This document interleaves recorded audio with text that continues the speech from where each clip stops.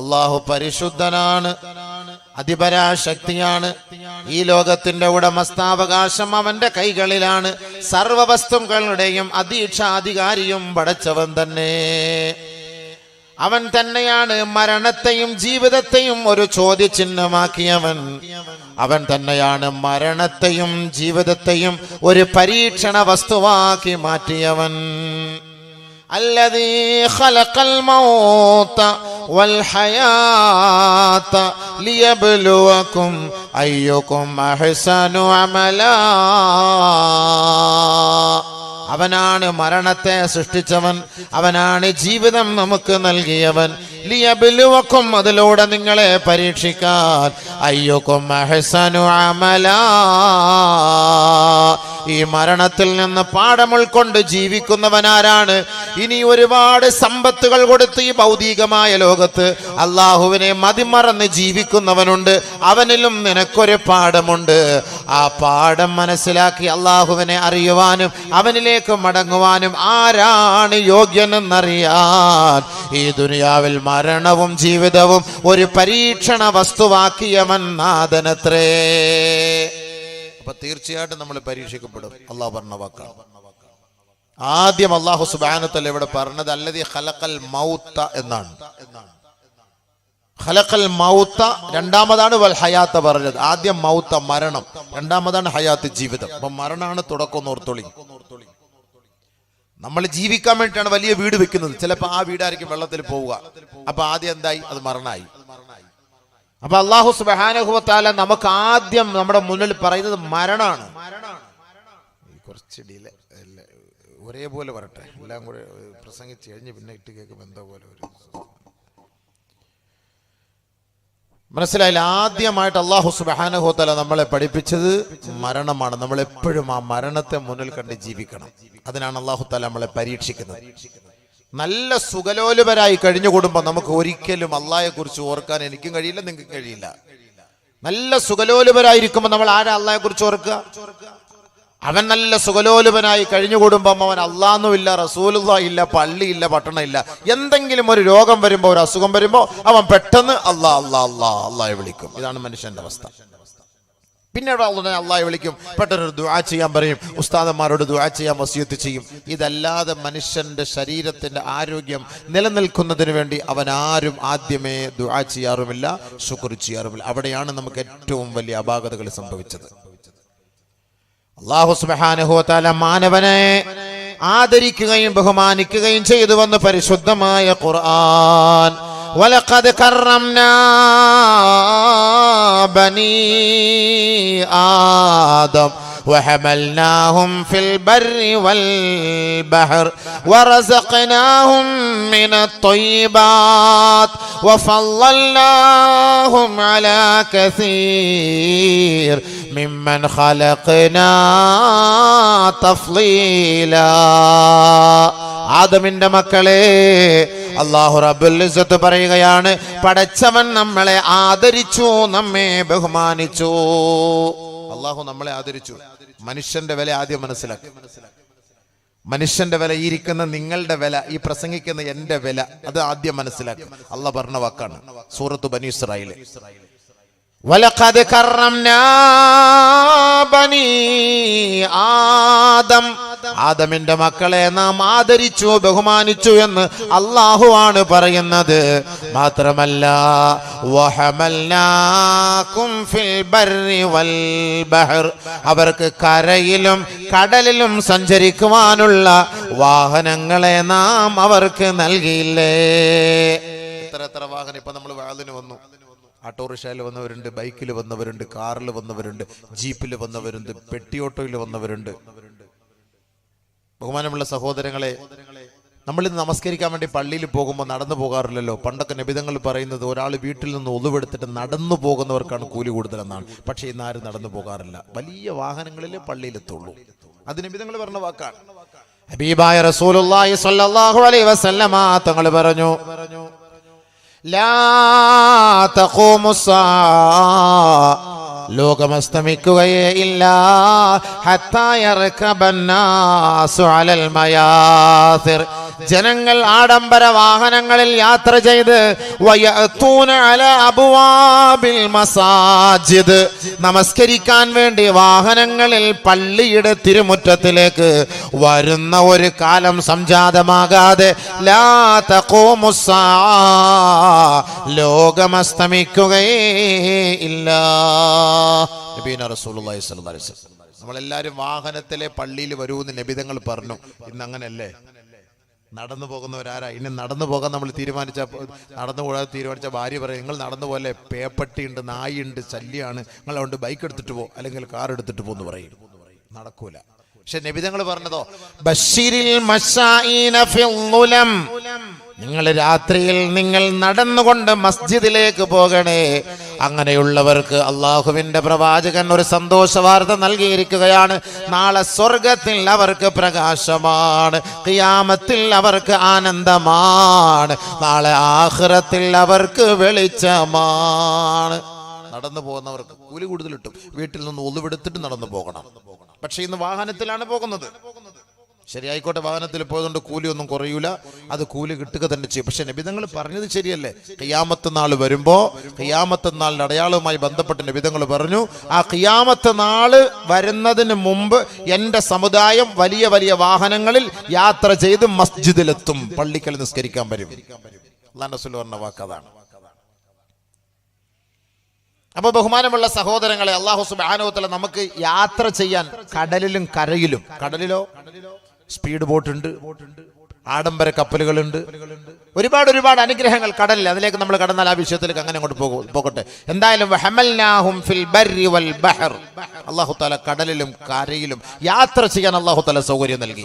എന്നിട്ട് അല്ലാഹു തആല മറ്റൊരു വാക്കോടെ, വെറുതെ അല്ല, വറസഖനാഹും മിനത് ത്വയ്യിബാത്ത് വറസഖനാഹും മിനത് ത്വയ്യിബാത്ത്, നിങ്ങൾക്ക് കഴിക്കാനുള്ള ഭക്ഷണം, വിഭവസമൃദ്ധമായ ഭക്ഷണം നാം നിങ്ങൾക്ക് ഒരുക്കിയില്ലേ, നൽകിയില്ലേ. നല്ല നല്ല ഭക്ഷണം തരണം അള്ളാഹ് പറഞ്ഞിട്ടുണ്ട്. ചുമ്മാ കണ്ട പാമ്പിനെയും ചേരയും പട്ടിയെയും പന്നിയും പൂച്ചയും പിടിച്ച് തിന്നിട്ട് രോഗങ്ങൾ പിടികൂടും. ചൈനയിലും മുസ്ലിങ്ങൾക്ക് രോഗം ഉണ്ടാകുന്നില്ല. അതുകൊണ്ട് പുതിയ റിപ്പോർട്ട് അനുസരിച്ച് ഒരുപാട് പേര് ഇസ്ലാമിലേക്ക് കടന്നു വരുന്നു. പുതിയ റിപ്പോർട്ടാണ്. ഇപ്പൊ 20 ലക്ഷം പേരൊക്കെ വന്നെന്നാണ്. 20 ലക്ഷത്തോളം പേര് ഇസ്ലാമിലേക്ക് കടന്നു വന്നു. ഇസ്ലാമിനെ കുറിച്ച് വളരെ മോശമായിട്ട് പറയുകയും പള്ളികൾ പൂട്ടിക്കുകയും ആലിമീങ്ങളെ തെരുവിലിറക്കുകയും ഖുർആൻ മുഴുവൻ കത്തിക്കുകയും ചെയ്ത പ്രൈം മിനിസ്റ്റർ ഓരോ മസ്ജിദ് കയറി ഇറങ്ങിയിട്ട് പ്രാർത്ഥിക്കണേ എന്ന് പറയാ. പണ്ട് ഫിറോൻ മൂസാ നബി എതിർത്തതുപോലെ അവസാനം മൂസാ നബിയുടെ കാല് പിടിച്ച് ഫിറോൻ പറഞ്ഞതുപോലെ ഇത് തന്നെയാണ് ലോകം. അതാണ് ഞാൻ പറഞ്ഞത്, ഇന്നത്തെ സാഹചര്യം ഖുർആനുമായിട്ട് ഞാൻ ബന്ധപ്പെടുത്തി തരാം, നമ്മൾ മനസ്സിലാക്കാൻ പറ്റും. തെളിവാണ്.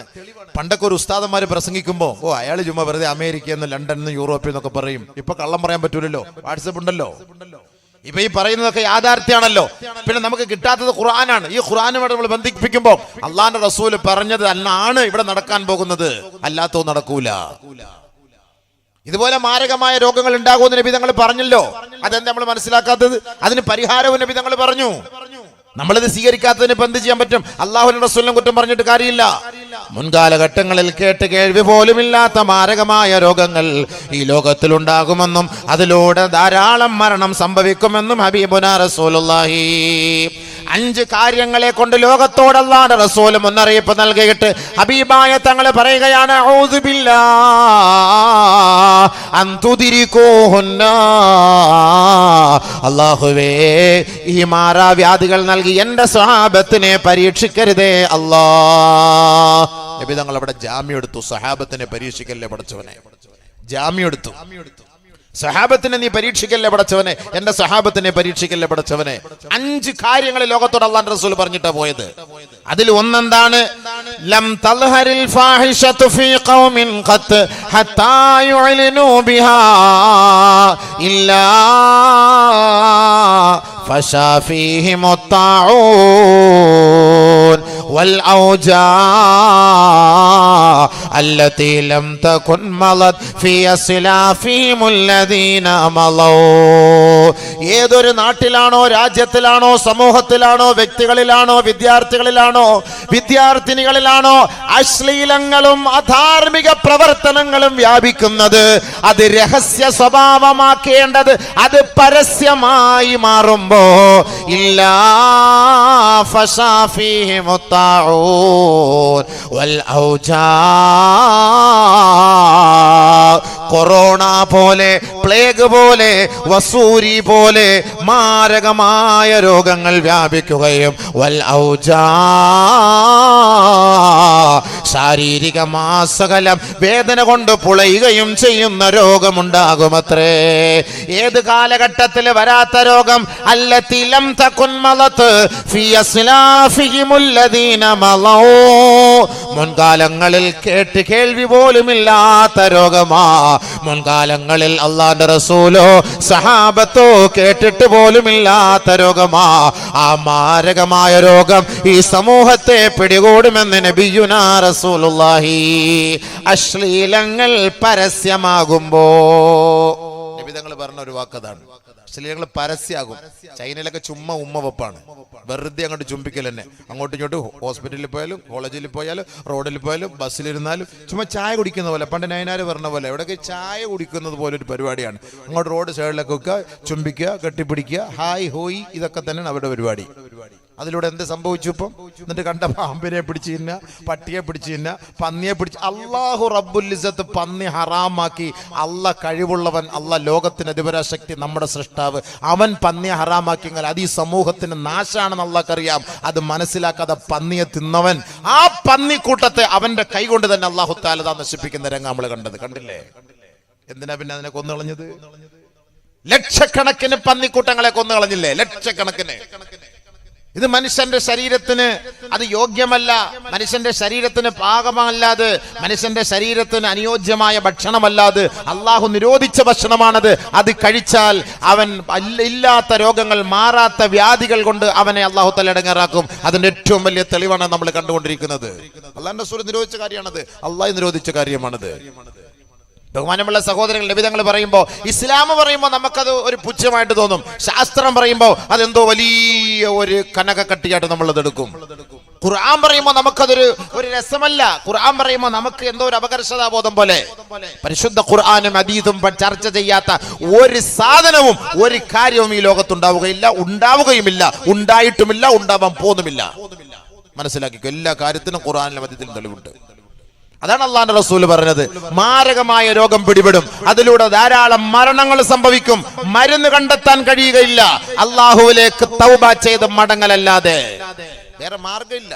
എന്താ മാർഗം? അതുകൊണ്ടല്ലേ പ്രൈം മിനിസ്റ്റർ, അവിടുത്തെ പ്രധാനമന്ത്രി പോലും പോയിട്ട് ദുആ ചെയ്യാൻ പറഞ്ഞത്, മുസ്ലിങ്ങളോട് ദുആ ചെയ്യാൻ പറയല്ലേ? ഈ അടുത്ത സമയത്ത് അമേരിക്കയില് അവിടുത്തെ ഏറ്റവും വലിയ ജനറൽ, അദ്ദേഹം പോലീസ് മേധാവി, അദ്ദേഹം സത്യപ്രതിജ്ഞ ചെയ്ത് ഖുർആൻ കയ്യിൽ പിടിച്ചിട്ടാണ്. ഖുർആനിന്റെ മുകളിൽ തൊട്ടുകൊണ്ടാണ് ഒരു നസ്രാണി ആലോചിക്കണം സത്യപ്രതിജ്ഞ ചെയ്തതെങ്കിൽ ആ ഖുർആന്റെ 2 ആയത്തുകൾ ഓതിയിട്ട് അതിന്റെ അർത്ഥം പറയാൻ വേണ്ടി പറഞ്ഞു. ആ സെനറ്റിൽ പരസ്യമായിട്ട് അത് വായിക്കുകയും അതെല്ലാവരും അത് കേൾക്കുകയും ചെയ്തു. കാലം പോയ പോക്ക്. അള്ളാഹുവിന്റെ ദീൻ വളർത്താൻ അള്ളാഹ് തീരുമാനിച്ചാൽ ഇനി ഏത് വലിയ വമ്പൻ ശക്തി വന്നാലും അവർക്കിടയിൽ അള്ളാഹു റബ്ബുൽ ഇസ്സത്ത് ആ ദീനിനെ അവിടെ കൊണ്ടുവരും. അതാണ് ഇനി ഇന്ത്യയിൽ നടക്കാൻ പോകുന്നത്. ഇന്ത്യയിൽ സംഭവിക്കാൻ പോകുന്നത് തന്നെയാണ്. അതിൻ്റെ തെളിവുകളും ചരിത്രങ്ങളും നമ്മൾ പഠിപ്പിച്ച മനസ്സിലാകും. 800 വർഷം 800 years ഇന്ത്യ ഭരിച്ചത് മുസ്ലിങ്ങളാണ്. ആലോചിച്ചോളി, 800 വർഷം ഇന്ത്യ ഭരിച്ചത് മുസ്ലിമീങ്ങളാണ്. നമ്മുടെ പണ്ഡിതന്മാരൊക്കെ ഇവിടെ വലിയ പണ്ഡിതന്മാരായിരുന്നു ഭരിച്ചത്. 1911 ഒന്നാം ഭാരത സർക്കാർ രൂപീകരിക്കുമ്പോൾ, സ്വാതന്ത്ര്യത്തിന് മുമ്പ് തന്നെ, അന്ന് രാജാ മഹേന്ദ്ര പ്രസാദ് പ്രസിഡന്റ് ആയിരിക്കുമ്പോ പ്രധാനമന്ത്രി ആരാണ്? മൗലാന ബർക്കത്തുള്ള. മൗലാനയാണ് പ്രധാനമന്ത്രി, ഇന്ത്യയുടെ പ്രധാനമന്ത്രി മൗലാന ബർക്കത്തുള്ള. തലേക്കെട്ടും താടിയൊക്കെ ഉണ്ടായിരുന്നു ആ മൗലാനയ്ക്ക്. ഇന്നിരിക്കുന്ന മൗലാനയ്ക്ക് ഇടയ്ക്കിടയ്ക്ക് തലേക്കെട്ട് കാണും, ദാടിയുണ്ട് സംഭവം. ബഹുമാനമുള്ള സഹോദരങ്ങളെ, രാജാ മഹേന്ദ്ര പ്രസാദ് പ്രസിഡന്റ് ആയിരിക്കുമ്പോ ആരായിരുന്നു പ്രധാനമന്ത്രി? മൗലാന ബർക്കത്തുള്ള. വിദേശകാര്യമന്ത്രി ചെമ്പക രാമൻ പിള്ളയായിരിക്കുമ്പോ ആരായിരുന്നു ആഭ്യന്തരമന്ത്രി? മൗലാന ഉബൈദുള്ള. ആഭ്യന്തരമന്ത്രി. ഈ ആഭ്യന്തരമന്ത്രി അല്ലേ ഇപ്പൊ നമ്മളെ ആകപ്പാട് വിഷമിപ്പിച്ച് പേടിപ്പിച്ചുകൊണ്ടിരിക്കുന്ന ആഭ്യന്തരമന്ത്രി മൗലാന ഉബൈദുള്ള ആയിരുന്നു. യുദ്ധകാര്യമന്ത്രി മൗലാന ബഷീർ ആയിരുന്നു. 1911 സ്വതന്ത്ര ഭാരത സർക്കാർ ഇവിടെ രൂപീകരിക്കുമ്പോൾ അതിൻ്റെ മഹത് വ്യക്തിത്വങ്ങൾ ആരായിരുന്നു? പണ്ഡിതന്മാരാ, ഉലമാക്കളായിരുന്നു. ബഹുമാനമുള്ള സഹോദരങ്ങളെ, ചരിത്രം പഠിക്കുമ്പോൾ നമ്മൾ ഇതെല്ലാം മനസ്സിലാക്കാൻ കഴിയും. ഇന്ത്യയുടെ നിർമ്മാണ പ്രവർത്തനങ്ങൾ ഓരോന്നോരോന്ന് പരിശോധിച്ച് നോക്ക്. ഇതൊക്കെ ആരാ ഈ ഇന്ത്യ രാജ്യത്ത് ചെയ്തു കൊടുത്തത്? ആരാ ഇതൊക്കെ ഇന്ത്യ രാജ്യത്തിന് വേണ്ടി ചെയ്തത്? ഇൻഷാ അല്ലാഹ് അതൊക്കെ ചരിത്രം നമുക്ക് സൗകര്യം പോലെ നമുക്ക് നാളെ നമുക്ക് ചർച്ച ചെയ്യാം. ഞാൻ എൻ്റെ വിഷയത്തിലേക്ക് കിടക്കാൻ, ഇതെല്ലാം നമ്മുടെ വിഷയവുമായി ബന്ധപ്പെട്ടതാണ്. മുസ്ലിം സഹോദരങ്ങളെ അപേക്ഷിച്ചിടത്തോളം നമുക്ക് ഒന്നിപ്പോൾ NRC എന്ന് പറഞ്ഞപ്പോഴാണ് നമുക്ക് എന്തൊക്കെയോ ഒരു വേവലാതി വന്നു പോയത്. എന്നാൽ ഇന്ത്യയെക്കുറിച്ച് നമുക്ക് എന്തറിയാം? ഇന്ത്യ, ഈ ഇന്ത്യ എന്ന് പറയുന്ന ഈ ഒരു പദം, ഇത് ഏത് പദാണ്? ഇത് എവിടെ നിന്ന് വന്നതാണ്? ഇതിന്റെ തുടക്കം ഏതാണ്? ഇത് നമ്മൾ മനസ്സിലാക്കേണ്ട. ഈ ഹിന്ദ് ഇത് ഇസ്ലാമിന്റെ പദമല്ലേ? ഇത് ഇസ്ലാമല്ലേ? ഇസ്ലാമിന്റെ വാക്കല്ലേ ഇത് ഹിന്ദ് എന്നുള്ളത്? ഈ ഹിന്ദിനെ കുറിച്ച് നബിതങ്ങൾ ചർച്ച ചെയ്തിട്ടില്ലേ? ഈ ഹിന്ദിനെ കുറിച്ച് സഹാബത്ത് ചർച്ച ചെയ്തിട്ടില്ലേ? ഈ ഹിന്ദിൽ സഹാബത്ത് വന്നിട്ടില്ലേ? കേരളത്തിൽ സഹാബി വന്നിട്ടില്ലേ? കേരളത്തിലെ ഭക്ഷണം സഹാബാക്കൾ നബിതങ്ങൾക്ക് എത്തിച്ചു കൊടുത്തിട്ടില്ലേ? നബിതങ്ങൾ അത് തിന്നിട്ട് ദുആ ചെയ്തില്ലേ? അതിന്റെ ബർക്കത്തല്ലേ കേരളത്തിൽ ഉണ്ടാവുന്നത്? അതുകൊണ്ടല്ലേ കേരളം പച്ചയായിട്ട് നടക്കുന്നത്? എന്തുകൊണ്ടാണ് കേരളത്തെ ഖൈറുള്ള ഗോഡ്സ് ഓൺ കൺട്രി എന്ന് യൂറോപ്യൻകാർ പോലും പറയാനുള്ള കാരണം എന്താ? അറബികൾ ഇവിടെ വന്നു, ഖൈറുള്ള ഇവിടുത്തെ അനുഗ്രഹങ്ങൾ കണ്ടിട്ട് ഖൈറുള്ള അള്ളാന്റെ ഖൈറുകൾ ലഭിച്ച നാടാണ് ഇത് എന്ന് മനസ്സിലാക്കുകയും ഇന്നും അറബികൾ ഈ കേരളത്തിൽ വന്ന് കാലുകുത്താനുള്ള കാരണം ആ ഹബീബായ തങ്ങളുടെ ദുആയാണ്. അത് ആലോചിക്കണം. നമുക്കിപ്പോ ഇച്ചിരി നിഅമത്തുകൾ കിട്ടി, നമുക്ക് കുറച്ച് അഹങ്കാരം കൂടിപ്പോയി, കിബർ കൂടിപ്പോയി. കേരളക്കാരന്മാർ കുറച്ച് കിബർ കൂടിയപ്പോ പടച്ചവന്റെ പണിയാണ് അവിടെ ഇവിടെയൊക്കെ പൊട്ടിക്കാനും അവിടെ ഇവിടെയൊക്കെ ഒഴിക്കാനും അവിടെ ഇവിടെ കിടങ്ങാറാക്കാനും അള്ളാഹു തീരുമാനിച്ചത്. അതുകൊണ്ട് അള്ളാഹു നമുക്ക് ഒരുപാട് നിഅമത്ത് ചെയ്തിട്ടുണ്ട്. ആ നിഅമത്തിന് ആദ്യം ശുക്ർ ചെയ്യണം. ഏറ്റവും വലിയ പരിഹാരം അതാണ്. അതുകൊണ്ടാണ് അള്ളാഹു തആല പറഞ്ഞത് വറസഖ്നാഹും മിനത്തയ്യിബാത്ത്, നല്ല ഭക്ഷണം കഴിക്കണം എന്ന് അള്ളാഹു തആല പറഞ്ഞിട്ടുണ്ട്. പച്ചയ്ക്കൊന്നും തിന്നരുത്. നിങ്ങൾ എന്തിനു വേവിക്കാതെ തിന്നണം? എന്തിനു വേവിക്കാതെ കഴിക്കണം? പച്ചയ്ക്ക് തിന്നാൻ പാടില്ല എന്ന് ഖുർആൻ പറഞ്ഞിട്ടുണ്ട്, ഹദീസുണ്ട്. വേവിച്ച് കഴിക്കണം, വേവിച്ച് കഴിക്കണം. അല്ലാഹുവിന്റെ റസൂൽ പറഞ്ഞു അലൈക്കും ബി അൽബാനിൽ ബഖർ ഫഇന്നഹാ ശിഫാഉം മിൻ കുല്ലി ദാ. പശുവിന്റെ പാല് നിങ്ങൾ കുടിക്കണേ, അതിലും പല രോഗങ്ങൾക്കും പരിഹാരമാണ്, മരുന്നാണെന്ന് നബിയുനാ റസൂലുള്ളാഹി സ്വല്ലല്ലാഹു അലൈഹി വസല്ലം. പശുവിന്റെ പാല് കുടിക്കണം. പശുവിന്റെ പാല് കൊണ്ട് ചായ ഉണ്ടാക്കണം. പാൽ പൊടിയിട്ടല്ല ചായ ഉണ്ടാക്കേണ്ടത്. ഇപ്പൊ പറയും പശുവിന്റെ പാലിൽ നിന്ന് ഉണ്ടാക്കിയതല്ല പാൽപ്പൊടി, അതൊക്കെ ഒരുപാട് ഹിക്മത്തുകളൊക്കെ ചേർത്തിട്ട് അങ്ങനെ ഉണ്ടാക്കുന്നത്. ഒറിജിനൽ പാല് കുടിക്കണം എന്ന് നബിതങ്ങൾ പറഞ്ഞ വാക്കാണ്. എന്നാ പശുവിന്റെ ഇറച്ചി തിന്നാനല്ല പറഞ്ഞത്, പശുവിന്റെ പാല് കുടിക്കണമെന്നാ പറഞ്ഞത്. നബിതങ്ങൾ പറഞ്ഞ വാക്കാണ്. അലൈക്കും ബി അൽബാനിൽ ബഖർ, പശുവിന്റെ പാല് നിങ്ങൾ കുടിക്കണേ. ഫൈന്നഹാ തറുമ്മു മിൻ കുല്ലി ഷജർ, പല ഔഷധ സസ്യങ്ങളും അത് കഴിക്കുന്നത് കൊണ്ട് അതിൽ ധാരാളം ശിഫകൾ മനുഷ്യർക്കുണ്ടെന്ന് നബിയുനാ റസൂലുള്ളാഹി. അല്ലാഹുവിന്റെ റസൂൽ പറഞ്ഞ വാക്കല്ലേ നമ്മൾ കേൾക്കേണ്ടത്? ഹബീബായ തങ്ങൾ പറഞ്ഞ വാക്കല്ലേ മുസ്ലിം ഉമ്മത്ത് കേൾക്കേണ്ടത്? അത് നമ്മൾ കഴിക്കണം, തിന്നണം. ഇന്ന് പച്ചക്കറി, ഈ പച്ചക്കറിക്കകത്ത് മൊത്തവും വിഷമല്ലേ തമിഴ്നാട്ടിൽ നിന്ന് വരുന്നത്? പച്ചക്കറിയിൽ മൊത്തം വിഷമാണെന്നുള്ളത് നമ്മൾ വ്യക്തമായിട്ട് കണ്ടതല്ലേ? അതുകൊണ്ട് വന്ന് കുറെ മണിക്കൂറുകളോളം ഇപ്പൊ എല്ലാവർക്കും, ഞാനിപ്പോ ഈ പച്ചക്കറിയുടെ ഒക്കെ ഓരോരോ രഹസ്യങ്ങൾ പറയുമ്പോൾ ഇനി ഒരു പക്ഷേ ഇനി ചിലപ്പോൾ പച്ചക്കറി കച്ചവടക്കാരുണ്ട്, ഇയാൾ നമുക്കും ഭാര വെക്കുമെന്ന് പറയും. അങ്ങനെ ഒരിക്കലും കരുതരുത്. ചിലപ്പോൾ അങ്ങനെ നമ്മുടെ ബഹുമാനപ്പെട്ട സഹോദരങ്ങളൊക്കെ ഇവിടെ കാണും ഇല്ലേ? പച്ചക്കറി ഇപ്പോൾ 1 കിലോ 4 കിലോ ഏത്തക്കായ്ക്ക് 100 റുപ്യ എന്നൊക്കെ പറഞ്ഞിട്ട് വിൽക്കുമല്ലോ സംഭവം. അപ്പം ഞാൻ ചേമ്പ്, നല്ല നല്ല വയനാടൻ ചേമ്പുകൾ, നല്ല നല്ല ചേമ്പ്, ഇതൊക്കെ നമ്മൾ ഇതിൻ്റെയൊക്കെ ഹക്കീക്കത്ത് നമ്മൾ മനസ്സിലാക്കുമ്പോൾ എന്തുകൊണ്ടാണ് ഇത്ര ഈ വലിയ ചേമ്പ് വരുന്നത്? എന്തുകൊണ്ടാണ് ഈ 4 കിലോയ്ക്ക് 100 റുപ്യക്കൊക്കെ ഈ ഏത്തയ്ക്ക് വരാനുള്ള കാരണം? എന്തുകൊണ്ടാണ് ഈ പയറിനൊക്കെ ഇത്ര വില കുറവ്? ഈ പയറൊക്കെ ഇത്ര നീളത്തിൽ വരാനുള്ള കാരണം? ഇതൊക്കെ നമ്മൾ ചർച്ച ചെയ്ത് കഴിഞ്ഞാൽ ഒരുപാട് പ്രശ്നങ്ങളാവും. ഇതുകൊണ്ട് ബഹുമാനമുള്ള സഹോദരങ്ങളെ, ഇത് ഉണ്ടാക്കുന്ന ഈ കൃഷിക്കാരുണ്ടല്ലോ, അവരിത് തിന്നൂല. നിങ്ങൾ കണ്ടിട്ടുണ്ടോ? നിങ്ങൾ തമിഴ്നാട്ടിൽ പോയി, ഞാൻ പോയിട്ടുണ്ട്. ഭയങ്കരമായ പാടത്ത് വലിയ കൃഷിയാണ്. എന്നിട്ട് അവര് താമസിക്കുന്ന ഒരു ചെറിയൊരു ചെറ്റക്കുടലുണ്ട്. അവരവിടെ ചെറിയ ചെറിയ പച്ചക്കറി. ഞാൻ ചോദിച്ചു, എന്നാ അണ്ണാച്ചി ഇത് തന്നെ അത് തന്നെ? അത് കേരളാവുക്ക് അനുപ്പുറതുക്ക്, ഇത് എங்களுக்கு சாப்பிடுறதுக்கு. ഇത് നാങ്ക ഇങ്ങ സാപ്പിടുവോ, അത് കേരളാവുക്ക് അനുപ്പോ. കേരളാവിൽ അനുപ്പി നമ്മ എല്ലാം രോഗിയായി മാറും. അവന്മാർ നല്ല തിന്ന് ഇപ്പോഴും ഉണ്ടപ്പക്കുറുവിന്റെ കൂട്ടാ. വല്ല അസുഖമുണ്ടോ? വല്ല അസുഖമുണ്ടോ? വയസ്സന്മാർക്കൊക്കെ വല്ല കുഴപ്പമുണ്ടോ? 10, 40, 50, 60, 70, 80 വയസ്സുള്ളവരൊക്കെ എന്താ റാഹത്തായിട്ട് അവർ ഓടി ഓടി പോവാണ്. അവിടെ നിൽക്കുന്നവരെ കയറ്റിയിരുത്ത്. ഞാൻ കുറച്ച് മുന്നോട്ട് നീങ്ങിയിരിക്കണോ? അവർക്ക് എന്നെ കാണണമെങ്കിൽ കുറച്ച് വേണേൽ മുന്നോട്ട് നീങ്ങിയിരിക്കാം. ആ സഹോദരങ്ങൾക്ക് നമ്മളെ കാണാൻ പറ്റുന്നില്ല. എന്ന് പ്രസംഗിക്കണം. അല്ലാഹുവേ പടച്ചവനെ, ഇവിടെ കയറിയിരുന്നോളി. അപ്പൊ അവർക്ക് പിന്നെ അവരിങ്ങനെ ഒളിച്ചു നോക്കണം. കുറച്ചുകൂടി നീങ്ങി നമുക്കൊരു ദുആ എല്ലാം ചെയ്തിട്ട് പെട്ടെന്ന് പോകാൻ. കസേരയൊന്നും എടുക്കണ്ട, ഉള്ളത് കൊണ്ടങ്ങ് അഡ്ജസ്റ്റ് ആക്കിയാൽ മതി. കുറച്ച് കേട്ടോളിയും പഠിച്ചോളിയും, കുറച്ച് ചരിത്രങ്ങളൊക്കെ മനസ്സിലായിക്കോളിയും. ഖുർആന്റെ വീക്ഷണം കുറച്ച് അടുത്തിരുന്നോ? ഇൻഷാ അല്ലാഹ്. അൽഹംദുലില്ലാഹ്. അല്ലാഹു ബർക്കത്ത് ചെയ്യട്ടെ, അല്ലാഹു ബർക്കത്ത് ചെയ്യട്ടെ, അല്ലാഹു ബർക്കത്ത് ചെയ്യട്ടെ. നല്ലപോലെ ശ്രദ്ധിച്ച് കേൾക്കണേ, കുറെ കാര്യം പറഞ്ഞുതരാം. ബഹുമാനമുള്ള സഹോദരങ്ങളെ, നബി സല്ലല്ലാഹു അലൈഹി വസല്ലമ തങ്ങൾ പറഞ്ഞു, അപ്പൊ നമ്മുടെ ഇന്ത്യയുടെ കുറെ ചരിത്രവും നബിതങ്ങളോട്ടുള്ള ഒരു ബന്ധമൊക്കെ ഒന്ന് അറിയണം. നമ്മൾ വെറുതെ ഇന്ത്യക്കാരെ കേരളക്കാരെന്ന് പറഞ്ഞിട്ട് കാര്യമില്ല. കേരളത്തിലത്തെ ഭക്ഷണം നബിതങ്ങൾ തിന്നു, എങ്ങനെ തിന്നു പറഞ്ഞുതരാം. ഇവിടെ ഇതൊക്കെ പഠിക്കണം, കുറെ ചരിത്രങ്ങൾ ആദ്യം മനസ്സിലാക്കണം. ചുമ്മാ വാട്സാപ്പിൽ കളിച്ച് എപ്പോഴും തേപ്പ് അങ്ങോട്ടും ഇങ്ങോട്ടും തേച്ച് നടക്കലല്ലാതെ കുറെ ചരിത്രങ്ങൾ പഠിക്കണം. നമ്മളൊക്കെ മുസ്ലിങ്ങൾ എന്ന് പറഞ്ഞാൽ നമ്മുടെ നാടല്ലേ ഇത്. ഇവിടുന്ന് എവിടെ പോകാനാ നമ്മള്?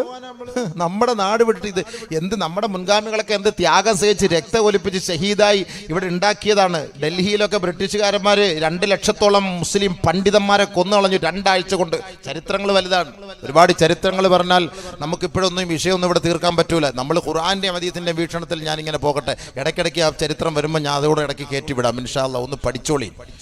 അപ്പൊ അല്ലാഹു സുബ്ഹാനഹു വ തആല നല്ല ഭക്ഷണം കഴിക്കാൻ നമ്മളോട് പറഞ്ഞു, നല്ല ഭക്ഷണം കഴിക്കാൻ പറഞ്ഞു. ഏറ്റവും നല്ല ഭക്ഷണം ഏതെന്ന് ഞാൻ പറയട്ടെ, ഇറച്ചി.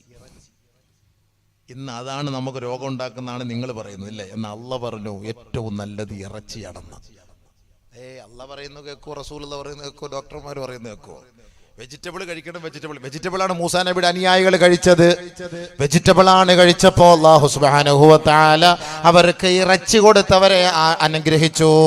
അപ്പോഴും അവര് പറഞ്ഞു, മൂസാ വൈദ് ഖുൽതും യാ മൂസാ ലൻ നസ്ബിറ അലാ തുആമിൻ വാഹിദ് ഫദ്ഉ ലനാ റബ്ബക യുബയ്യിൻ ലനാ. മൂസാ, ഒരു ഭക്ഷണം കൊണ്ട് ഞങ്ങളെ തൃപ്തിപ്പെടുത്താതെ നിന്റെ റബ്ബിനോട് നീ ഒന്ന് പ്രാർത്ഥിക്കണേ, ഞങ്ങൾക്ക് കുറെ കൂടി ഭക്ഷണം നൽകാൻ പറയണേ. ഒന്നുകൂടെ പറ, കുറച്ചുകൂടെ ഭക്ഷണം കിട്ടട്ടെ. അപ്പൊ അല്ലാഹു സുബ്ഹാനഹു വ തആല ഇവർക്കൊക്കെ ഈ ഭക്ഷണം എടുത്തു.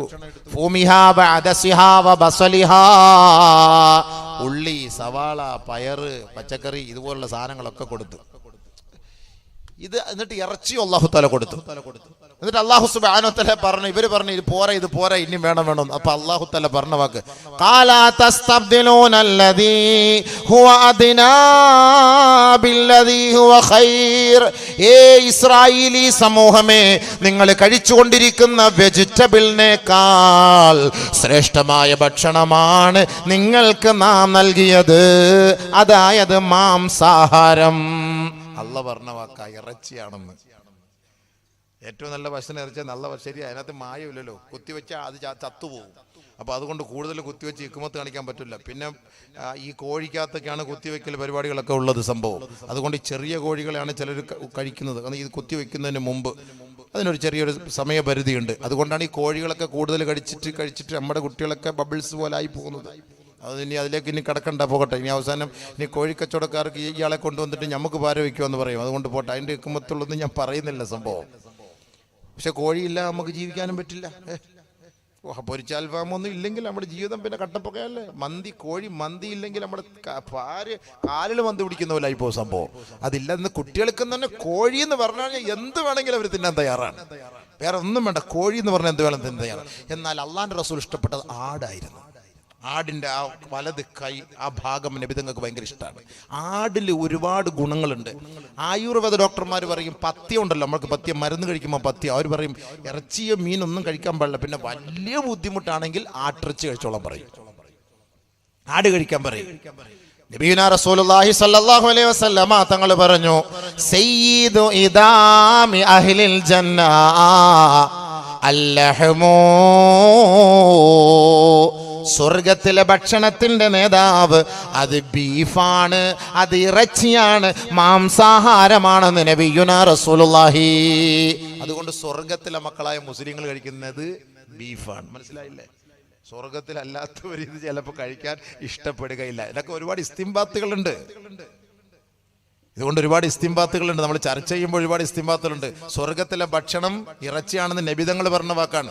എന്നിട്ട് അല്ലാഹുവിന്റെ റസൂൽ പറയുകയാണ്, ഞാൻ ഒരു ആഡംബരം ജീവിതത്തിൽ ആഗ്രഹിക്കുന്നില്ല. അങ്ങനെ ആഗ്രഹിക്കുമായിരുന്നുവെങ്കിൽ അള്ളാഹുവിനോട് ഞാൻ ദിവസം തോറും ചോദിക്കുമായിരുന്നു, പടച്ചവനെ എനിക്ക് നീ എല്ലാ ദിവസവും ഇറച്ചി നൽകണേ അല്ലാഹ്.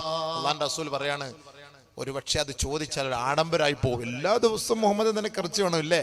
അതൊരു ആഡംബരമല്ലായിരുന്നുവെങ്കിൽ ഞാൻ ദിവസേന നബിതങ്ങൾ അള്ളാഹുവിനോട് ചോദിക്കുമായിരുന്നു, എനിക്ക് ഇറച്ചിതാ പടച്ചവനെ, ഇറച്ചിതാ പടച്ചവനെ, ഇറച്ചിതാ പടച്ചവനെ എന്ന് ചോദിക്കുമായിരുന്നു.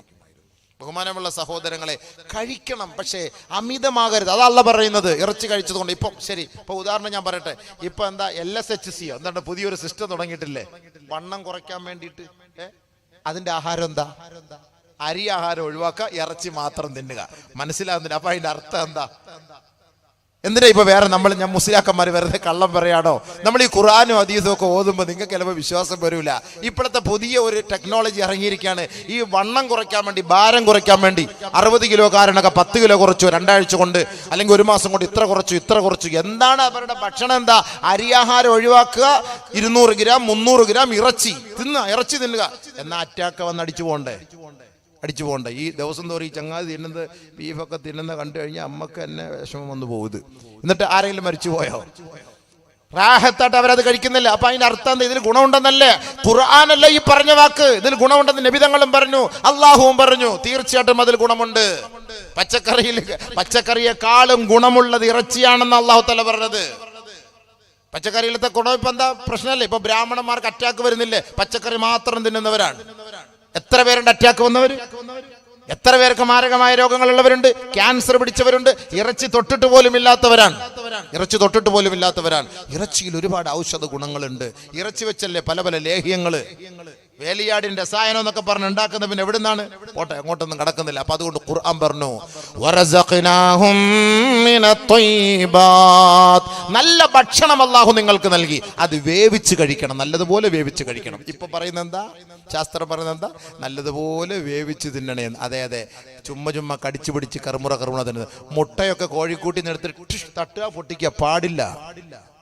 മുട്ടയൊക്കെ എടുത്തിട്ട് അങ്ങനെ തട്ടി അങ്ങോട്ട് പച്ചക്ക് അടിക്കല്ലേ. അതേപോലെ ബുൾസെ ഒരു ഭാഗം വേവുന്നുള്ളൂ, അടുത്ത ഭാഗം വേവുന്നില്ല. അതുകൊണ്ട് അത് വേവിച്ച് കഴിക്കണം. അത് ബുൾസയൊക്കെ അടിക്കുന്നവരൊക്കെ സൂക്ഷിച്ചോളി. ഇനി ബുൾസയ്ക്ക് ഇയാൾ താണ്ട എതിര് പറയാൻ പോവാണല്ലോ, പടച്ചവനെ ആ കച്ചവടം നിർത്തി കളയാൻ പോവാന്ന് എന്ന് ധരിക്കരുത്. അതൊന്നും കൂടെ ഒന്ന് തിരിച്ചിട്ട് വേവിച്ച് കഴിക്കുക സഹോദരങ്ങളെ. പച്ചയ്ക്ക് തിന്നരുത്. അതാണ് ഈ പച്ചയ്ക്ക് തിന്നുമ്പോൾ ഉണ്ടാകുന്ന രോഗങ്ങളാണ് ഈ പറയുന്നത്. ഇപ്പൊ തന്നെ ശാസ്ത്രം പറയുന്നില്ലേ, ഏതും നിങ്ങൾ വേവിച്ച് കഴിക്കും, നല്ലതുപോലെ വേവിച്ച് കഴിക്കും. അപ്പോൾ അതിന്റെ എല്ലാ ന്യൂനതകളും മാറിക്കിട്ടും. മാത്രമല്ല, വേവിച്ച് ഫ്രിഡ്ജിൽ വെച്ചത് തിരിച്ച് വീണ്ടും രണ്ടാമത് വേവിച്ച് ചൂടാക്കി കഴിക്കാൻ പാടില്ല. ആവശ്യത്തിനുള്ളത് കഴിക്കി. അത് അല്ലാഹു തആല പറഞ്ഞത്, ഖുലൂ യാ ബനീ ആദമ ഖുദൂ സീനതകും ഇൻദ കുല്ലി മസ്ജിദ് വഖുലൂ വശ്റബൂ വലാ തുസ്രിഫൂ. നിങ്ങൾ കഴിക്കണേ, നിങ്ങൾ കുടിക്കണേ, നിങ്ങൾ കഴിക്കുന്നതിലും കുടിക്കുന്നതിലും ദുർവ്യയം അരുതേ, അമിതമാകരുതേ, മിതമായ തോതിൽ കഴിക്കണേ, എങ്കിൽ അതിൽ നിന്ന് ഒരു രോഗവും നിങ്ങൾക്ക് ഉണ്ടാവുകയേ ഇല്ല. മിതമായ തോതിൽ കഴിക്കുക. ഇപ്പൊ കല്യാണത്തിന് വിളിച്ചു പറഞ്ഞു കുട്ടൻ മന്തി ഉണ്ട്, മട്ടൻ മന്തി ഉണ്ടെന്ന് പറഞ്ഞ് സംഭവം മറ്റുള്ളവന്റെ അന്നേരം വയറ് നമ്മുടെ അല്ലേ. ഇതെല്ലാം കൂടെ അടിച്ചു കയറ്റിയിട്ട് മൂലത്തിൽ നിന്ന് സാധനം താഴോട്ട് വരുന്നുമില്ല, എന്നാൽ മുകളിലോട്ട് ഗ്യാസും കയറുന്നില്ല, ആകെ പെരുകിയിരിക്കുകയാണ്. എന്താ പരിഹാരം എന്നറിയില്ല. ഒരു കല്യാണത്തിന് ഇഷ്ടം പോലെ ഉണ്ടായിരുന്നു, വെച്ച് കിട്ടിയത് ആളെ എഴുതേക്കാൻ വയ്യ. അള്ളാഹ് പറഞ്ഞു, മോനെ തിന്ന്, നീ കൂടുതൽ തിന്നരുത്, കൂടുതൽ തിന്നാൽ നിനക്കത് പ്രശ്നമാകും. വലാ തുസ്രിഫ്, അള്ളാഹ് പറഞ്ഞ വക്കതാണ്. ഇയ്യാക്കും വൽ ബത്ന, വയറ് നിറയ്ക്കുന്നത്, അമിതമായി വയറ് നിറയ്ക്കുന്നത് സൂക്ഷിക്കണേ. കമാ ഖാല റസൂലുള്ളാഹി, മിതമായി വയറ് നിറയ്ക്കുന്നത് സൂക്ഷിക്കണം. വയറ് നിറച്ചിട്ട് രാത്രി ശാരീരികമായി ബന്ധപ്പെടാൻ പാടില്ല. അതിനൊക്കെ ഒരുപാട് നിയമങ്ങളുണ്ട്. വയറ് നിറച്ചിട്ട് ഭക്ഷണം കഴിച്ചിട്ട് വയറ് നിറച്ചിട്ട് രാത്രി കിടക്കുമ്പോൾ എല്ലാവരും ഇപ്പം അങ്ങനെയാണല്ലോ, രാത്രിയെല്ലാം ഭക്ഷണമെല്ലാം കഴിച്ച് കുട്ടികളൊക്കെ ഉറക്കിയിട്ടായിരിക്കും അവരുടെ കാര്യം പരിപാടി തുടങ്ങുന്നത്. പാടില്ല. വയറ് നിറച്ചിട്ട് ഭക്ഷണം കഴിച്ചിട്ട് നിങ്ങൾ ശാരീരികമായി ബന്ധപ്പെടാൻ പാടില്ല. ശാരീരികമായി ബന്ധപ്പെട്ട് കഴിഞ്ഞ് ക്ഷീണിച്ച് വെള്ളം കുടിക്കാനും പാടില്ല. ഇത് ക്ഷീണം കണ്ടിട്ട് പിന്നെയും പടപടപടാന്ന് വെള്ളം കുടിക്കുക, എല്ലാം നമ്മൾ ഉൾട്ടായാ ചെയ്യുന്നത്. എന്നിട്ട് പല അസുഖങ്ങളും വരും. ഇതിനൊക്കെ എല്ലാത്തിനും കപ്പലണ്ടി, അണ്ടി, എന്താ കപ്പലണ്ടി എന്നാ പറയാ? അണ്ടി, എന്താ അതിന്റെ പേര്? കപ്പലണ്ടി, കടല. ആ കടലയുടെ തൊലിയോടുകൂടി കഴിക്കണം. അതാണ് തിബ്ബുൻ നബവി, നബിതങ്ങൾ പഠിപ്പിച്ചതാണ്. ആ കടലയ്ക്കകത്തുള്ള ഗ്യാസ് മാറ്റാൻ ഈ തോലിലാണ് മരുന്നുള്ളത്. പക്ഷെ നമ്മൾ ആ തോല് കളഞ്ഞിട്ട് കടല മാത്രം കഴിക്കൂല്ലേ? സംഭവം എല്ലാം തിരിഞ്ഞു കുത്തിയില്ലേ? എന്നിട്ട് അള്ളാഹുവിനെ റസൂലിനെ കുറ്റം പറഞ്ഞിട്ട് കാര്യമുണ്ടോ? എല്ലാം മൊത്തം തിരിച്ചാണ് നമ്മൾ ചെയ്തത്. മൊത്തം അതെല്ലാം ഉൾട്ടായിപ്പോയി. അതുകൊണ്ട് അള്ളാഹുവിന്റെ റസൂല് പഠിപ്പിച്ചതുപോലെ നമ്മൾ തിന്നുകയും കുടിക്കുകയും ചെയ്താലുണ്ടല്ലോ ഇൻഷാ അല്ലാഹ് ഒരു നിലയ്ക്കും ഒരു രോഗം ഉണ്ടാവില്ല. വെള്ളം കുടിക്കുമ്പോൾ ചായ കുടിക്കുന്നത് പോലെ കുടിക്കണം. പതുക്കെ പതുക്കെ പതുക്കെ അങ്ങനെ കുടിക്കാവൂ. ഇത് ഒറ്റ ലിറ്റർ. ഇതെന്താ ഇത് ബോണറ്റ് പൊക്കിട്ട് വെള്ളം ഒഴിക്കുന്ന പോലെയാണ്. വെള്ളമെല്ലാം കൂടെ ഒറ്റ ലിറ്റർ ഒരേപോലെ കുടിക്കാണ്. അങ്ങനെ കുടിക്കരുത്. ചായ കുടിക്കുന്നത് പോലെ വെള്ളം കുടിക്കണം. ബിസ്മി പറഞ്ഞ് ഓരോ മുടക്ക് വീതം വെള്ളം കുടിക്കണം. ഓരോ മുടക്കലും അൽഹംദുലില്ലാഹ് ശരീരത്തിന് ഗുണമുണ്ടാവും. ഇത് ഇങ്ങനെ ഒറ്റയടിക്ക് കുടിക്കാൻ പാടില്ല. അതേപോലെ ക്ഷീണിച്ച് വിയർത്ത് വരുമ്പോൾ വെള്ളം കുടിക്കാൻ പാടില്ല. ആ വിയർപ്പ് തീർന്നിട്ട് വെള്ളം കുടിക്കാവൂ. ക്ഷീണിച്ച് വന്നിട്ട് അങ്ങനെ വെള്ളം ഒഴിച്ച് കുളിക്കാൻ പാടില്ല. ഒരുപാട് തിബ്ബുൻ നബവി ഉണ്ട് പഠിക്കാൻ. ശരീരത്തിന്റെ ആരോഗ്യം അത് നമ്മൾ സൂക്ഷിക്കണം. നബി തങ്ങൾ പറഞ്ഞ വാക്കാണ്. അല്ല രോഗം പടരുന്നു എന്ന് പറഞ്ഞിട്ട് കാര്യമൊന്നുമില്ല. സൂക്ഷിക്കേണ്ടത് സൂക്ഷിക്കണം. അതുകൊണ്ട് അല്ലാഹ് ഹലാലാക്കിയത് കഴിക്കുക, ഹറാമാക്കിയത് വർജിക്കുക. ഹറാമായത് നമ്മൾ കഴിക്കാൻ ശ്രമിച്ചാൽ മാരകമായ രോഗങ്ങളെ കൊണ്ട് അല്ലാഹു വരെ പരീക്ഷിക്കും. ഹബീബായ തങ്ങൾ പറഞ്ഞ വാക്കാണ് അല്ലദീ ലം തകുൻ മളത് ഫീ അസ്ലാഫിഹിമുല്ലദീന മളൗ. മുൻകാലങ്ങളിൽ കേട്ടിട്ട് പോലുമില്ലാത്ത മാരകമായ രോഗങ്ങളെ കൊണ്ട് അല്ലാഹു ഈ സമൂഹത്തെ പരീക്ഷിക്കാതിരിക്കുകയില്ല എന്ന് കമാ ഖാല റസൂലുള്ളാഹി. അതുകൊണ്ട് നല്ലത് തിന്നണേ, നല്ലത് കുടിക്കണേ. അല്ലാഹു ഹറാമാക്കിയത് നമ്മൾ ഉപേക്ഷിക്കണേ. പരിശുദ്ധമായ ഖുർആനും ഹദീസും നമ്മളോട് പറയുകയാണ്. വീണ്ടും അല്ലാഹു പറയുകയാണ് വഫല്ലലനാ അലാ കസീരിൻ മിമ്മൻ ഖലഖനാ തഫ്ളീലാ. അല്ലാഹു റബ്ബുൽ ഇസ്സത്ത് സകലമാന സൃഷ്ടികളെക്കാൾ പടച്ചവൻ നമ്മളെ ആദരിച്ചിരിക്കുന്നു, നമ്മളെ അനുഗ്രഹിച്ചിരിക്കുന്നു, നമ്മളെ ബഹുമാനിച്ചിരിക്കുകയാണ്. അവൻ നമ്മളെ ശ്രേഷ്ഠരാക്കി, ഉത്തമരാക്കി. മാലാഖമാരെക്കാളും ശ്രേഷ്ഠരാക്കിയ സമൂഹമാണ്, ശ്രേഷ്ഠരാക്കപ്പെട്ട സമൂഹമാണ് ഈ പാതിരാ സമയത്ത് ഇവിടെ തടിച്ചുകൂടിയതെങ്കിൽ ഓർക്കണേ, അല്ലാഹു നമുക്ക് ഒരുപാട് അനുഗ്രഹങ്ങൾ ചെയ്തിരിക്കുകയാണ്. ആ അനുഗ്രഹങ്ങൾക്ക് നമ്മൾ നന്ദി ചെയ്യുന്ന കാലഘട്ടത്തോളം അല്ലാഹു നമ്മളെ വേദനിപ്പിക്കുകയേ ഇല്ല. മാ യഫ്അലുല്ലാഹു ബിഅദാബികും ഇൻ ശകർതും വആമൻതും വകാന അല്ലാഹു ശാകിറൻ അലീമാ. നിങ്ങൾ അല്ലാഹുവിനോട് നന്ദിയുള്ള കാലഘട്ടത്തോളം അല്ലാഹു നിങ്ങളെ ഒരു ശിക്ഷയും നൽകി വേദനിപ്പിക്കുകയേ ഇല്ല. പരിശുദ്ധമായ ഖുർആൻ. നന്ദി വേണം, നന്ദി വേണം. നമ്മൾ തിന്നുന്നതിനും കുടിക്കുന്നതിനും ഒക്കെ നമുക്ക് നന്ദി വേണം. രോഗം വരാതിരിക്കാനുള്ള ഒരു മരുന്ന് പറഞ്ഞു തരട്ടെ? മാരകമായ രോഗം പിടികൂടാതിരിക്കാൻ ഒരു മരുന്ന് പറഞ്ഞു തരട്ടെ? കേട്ടോളി. അള്ളാഹുവിന്റെ റസൂൽ പറഞ്ഞ ഈ പറഞ്ഞ കൊറോണ പിടിക്കൂല, ക്യാൻസർ പിടിക്കൂല, മാരകമായ വൈറസ് പിടിക്കൂല ഈ പറയുന്നത് പോലെ ചെയ്താൽ. നിബിധങ്ങൾ പറഞ്ഞതാ. സുബഹി നമസ്കാരം കഴിഞ്ഞ് അവിടെയാണ് കുടുങ്ങിപ്പോന്നത്. സുബൈക്ക് തുടങ്ങുള്ളൂ. ളുഹർ മുതൽ തുടങ്ങിയിരുന്നെങ്കിൽ പ്രശ്നമില്ലായിരുന്നു. സുബൈ തന്നെ കയറി നബിതങ്ങൾ പിടിച്ചല്ല ഉടച്ചവൻ. അതാണ് ഗുളിക കഴിക്കുമ്പോൾ രാവിലെ തുടങ്ങല്ലേ? രാവിലെ ഉച്ചയ്ക്ക് വൈകിട്ടെന്നും പറഞ്ഞിട്ടല്ലേ തുടങ്ങുക? അല്ല ഉച്ചയ്ക്കും വൈകിട്ടും രാത്രിയും നല്ലല്ലോ. ഗുളിക കഴിക്കുമ്പോഴും രാവിലെയാണ്, രാവിലെ മുതൽ. അപ്പൊ രാവിലെ മുതലാ തുടങ്ങാം. നമ്മളുടെ പ്രഭാതം മുതലാണ് നമ്മുടെ എല്ലാ കാര്യങ്ങളുടെയും തുടക്കം. നമ്മൾ നിസ്കരിക്കാൻ പോകുമ്പോഴും, നമ്മളൊരു യാത്ര ചെയ്യാൻ പോകുമ്പോഴും, ജോലിക്ക് പോകുമ്പോഴും ഒക്കെ പ്രഭാതമാണ്. അതുകൊണ്ട് ഒരു മുസൽമാന്റെ തുടക്കം അവന്റെ രാവിലെ സമയം മുതൽ, എഴുന്നേൽക്കുന്ന സമയം മുതലാണ്. ഒരു മുസൽമാന്റെ തുടക്കം മുതൽ ഉറക്കം വരെ, ഉണരുന്ന സമയം മുതൽ ഉറക്കം വരെ അവൻ ചെയ്യേണ്ട കർമ്മങ്ങളുണ്ട്. അതൊരു ദിവസം ഇൻഷാ അല്ലാഹ് പ്രസംഗിക്കണം. അല്ലാഹു തൗഫീഖ് ചെയ്താൽ നമുക്ക് മറ്റൊരു സന്ദർഭത്തിലാകാം. അത് തുടക്കം മുതൽ ഒടുക്കം വരെ ഒരു ദിവസം ഒരു മുസൽമാൻ ചെയ്യേണ്ടത് ഒരുപാട് കാര്യങ്ങളുണ്ട്. അത് അറിയേണ്ട വിഷയങ്ങൾ തന്നെയാണ്, പഠിക്കേണ്ട വിഷയങ്ങൾ തന്നെയാണ്. അപ്പൊ ബഹുമാനമുള്ള സഹോദരങ്ങളെ, സുബഹി നമസ്കാരം കഴിഞ്ഞ് അതേ ഇരുത്തത്തിൽ തന്നെ ഇരിക്കണേ. നിങ്ങൾ 3 പ്രാവശ്യം പറയണം അഊദു ബിൽ കലിമാത്തില്ലാഹി താമ്മാതി മിൻ ശർരി മാ ഖലഖ് ബിസ്മില്ലാഹില്ലദീ ലാ യളുറു മഅസ്മിഹി ശൈഉൻ ഫിൽ അർളി വലാ ഫിസ് സമാ വഹുവസ് സമീഉൽ അലീം. 3 3 പ്രാവശ്യം സുബഹി നമസ്കാരം കഴിഞ്ഞ്, 3 പ്രാവശ്യം മഗ്രിബ് നമസ്കാരം കഴിഞ്ഞ്. ഇത് രണ്ടും അഊദു ബികലിമാത്തില്ല 3, ബിസ്മില്ലാഹിൽ റഹ്മാനിർ റഹീം 3. എന്നിട്ട് സൂറത്തുൽ ഇഖ്ലാസ് 3 പ്രാവശ്യം, ഖുൽ ഹുവല്ലാഹു അഹദ്. സൂറത്തുൽ ഫലഖ് 3 പ്രാവശ്യം, ഖുൽ അഊദു ബിറബ്ബിൽ ഫലഖ്. സൂറത്തുൻ നാസ് 3 പ്രാവശ്യം, ഖുൽ അഊദു ബിറബ്ബിൻ നാസ്. ഞാനിത് പറഞ്ഞത് എന്തിനാന്ന് പറയട്ടെ, 10-15 വർഷങ്ങൾക്ക് മുമ്പ്, അല്ല ഇവിടെ 15 പ്രഭാഷണത്തിന് മുമ്പ് ഞാൻ ഇവിടെ ഇതേപോലെ ഓരോ ദിക്റുകളും ഹദീസുകളും പറഞ്ഞു കൊടുത്തത് ഇന്നും അത് അമൽ ചെയ്യുന്നുണ്ടെന്ന് ഇന്ന് വന്ന ദിവസവും എൻ്റെ മുന്നിൽ പറഞ്ഞ ആളുകൾ ഈ സദസ്സിലുണ്ട്. എൻ്റെ കണ്ണ് നിറഞ്ഞു പോകണം. അള്ളാഹു വർഗമായി കൂലി കൊടുക്കട്ടെ. കാരണം അതിൻ്റെയൊക്കെ ഒരു സവാബ് നമുക്ക് കിട്ടും. അപ്പം ഈ പറയുന്നത് അമൽ ചെയ്യാനാണ് ഈ പറയുന്നത്. ഈ പറയുന്ന അമൽ ചെയ്യാൻ ഇന്നലെ വരെ നമ്മളത് ചെയ്തിട്ടില്ല, നാളെ മുതൽ തുടങ്ങിക്കോ. അതിനുവേണ്ടി പറയുന്ന വാക്കാണ്, നിബിധങ്ങൾ പറഞ്ഞ വാക്കാണ്. മാരകമായ രോഗം ഉണ്ടാവില്ല. 3 പ്രാവശ്യം അഊദു ബികലിമാത്തില്ല, 3 പ്രാവശ്യം ബിസ്മില്ലാഹിൽ റഹ്മാനിർ റഹീം, 3 പ്രാവശ്യം ഖുൽ ഹുവല്ലാഹ്, 3 പ്രാവശ്യം ഖുൽ അഊദു ബിറബ്ബിൽ ഫലഖ്, 3 പ്രാവശ്യം ഖുൽ അഊദു ബിറബ്ബിൻ നാസ്. എന്നിട്ട് ഒരു ദുആ, ഒരു ദിക്റും കൂടെ ഉണ്ട്, സുബ്ഹാനല്ലാഹി വബിഹംദിഹി സുബ്ഹാനല്ലാഹിൽ അളീം. അതും 3 പ്രാവശ്യം ചൊല്ലണേ. മനസ്സിലായോ?